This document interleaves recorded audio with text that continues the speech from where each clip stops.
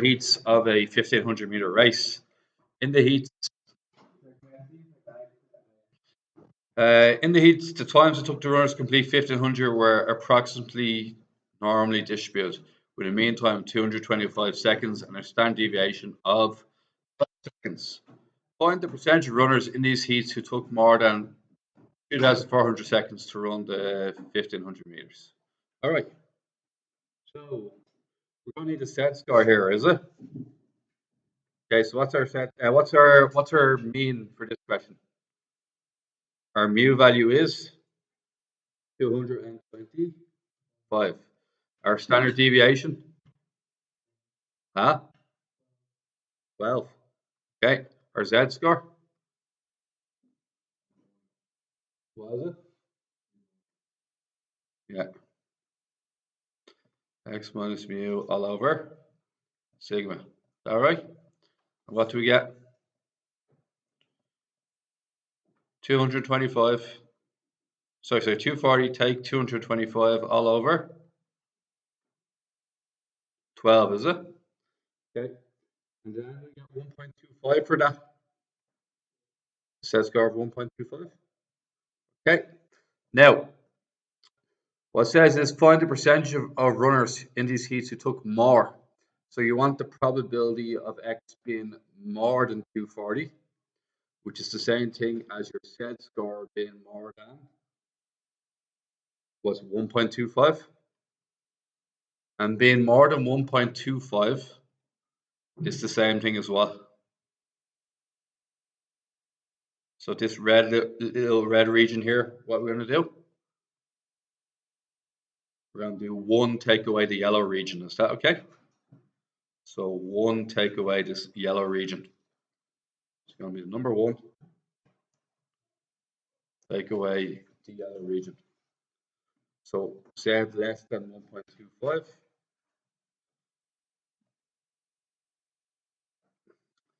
Anybody got it here? Who got 0.8944? All right, 8944. And then 1 take away 0.8944 happens to be 0.1056. That's not the full answer though, because I have to put that as a percentage, don't I?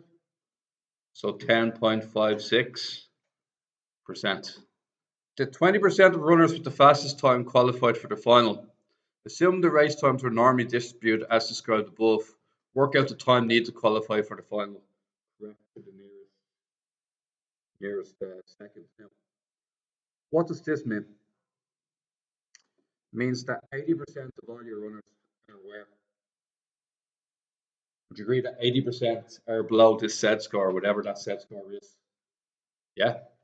And the remaining 20% are above it. So whatever our set score is, it has to give us a 0.8, doesn't it? So look to your table and find 0.8. So where's 0.8 on our list? 0.8000, as close as we can get. It's a choice between 0.8023 or 0.7995. I think we should choose 0.84, whatever we go with that. Because that's as close to 0.8 as I'm going to get. Okay, so I'm going to choose that one, which is 0.84. So the set score that would give me that is actually 0.84. Okay. Now, we have to find the time that gets you a set score of 0.84. So you're going to use your formula. Set score is X minus mu all over sigma. So we're after the X value that causes a set score of 0.84. What was the standard deviation? Was 12, wasn't it? And the mean was 225. So I'm going to multiply 12 by the 0.84. I'm going to move the 225 to the other side and add it on. I'm going to put all that into the calculator. I think we're going to get 214.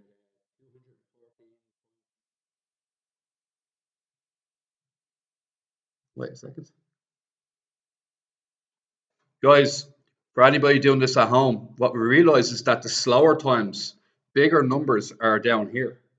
So I'll give you an example, like 300 seconds could be this high. The average 225 could be this high. And then what's the next one then? What we got to remember is it's the fastest times qualify. See the fastest times? So if anything, if we're going above the mean, 225, and we're getting smaller, not bigger. Does that make sense? So it's actually not, it's not 0.84. It's going to be minus 0.84 times 12, because you should be making it smaller, not bigger.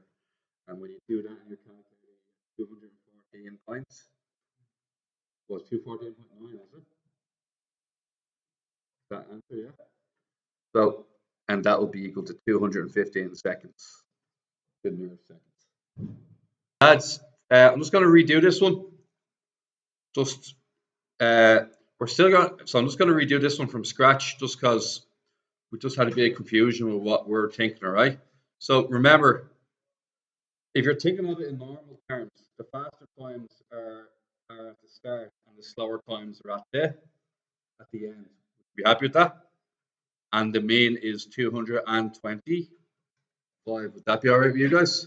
So if you want to be faster than if you want to be the top 20% average, fastest people, technically what you want to be is in this zone here. See where that's 20%? You want to be in the bottom 20%. Does that make sense? And the bottom 20% is the same amount as the top 20%. And we got the p-score for that already, didn't we? The p-score was already done. The last question was 0.84, isn't that right? Yeah. We got a. So we want this to be 0.8, 80% underneath, 20% above. And what we're looking for is this here. Yeah. So we have to find the set score that will do that for us. We go to our calculator and we figured out that it was 0.84 to 0.7995. Okay. Now that we know our set score is 0.84, then the set score has to be minus 0.84. Why does the set score have to be minus 0.84? Because you're to the left of the curve, not to the right of the curve. And that's why we had it as negative. So that makes sense now. So to show you, if you're used to one way of doing it, you might actually have to adjust your game at times. So the set score is minus 0.84. And then that'll be your x, and that'll be your 225. And that's your 12. And finally, it's x equals, what's it, 225 plus 12 times minus 0.84. And that was the 215 we're talking about. Okay, sorry that took so long. Now, part B, yeah. Sally takes part in a number of different races in the competition. The probability she makes a false start is 5% or 0.05. So the probability she doesn't make a false start is 0.95. Find the probability she makes her first false start in her fourth race. So what does that mean? Start, and then false start. So what does that mean? 0.95 by 0.95 by 0.05. What do we get? Yeah. All good?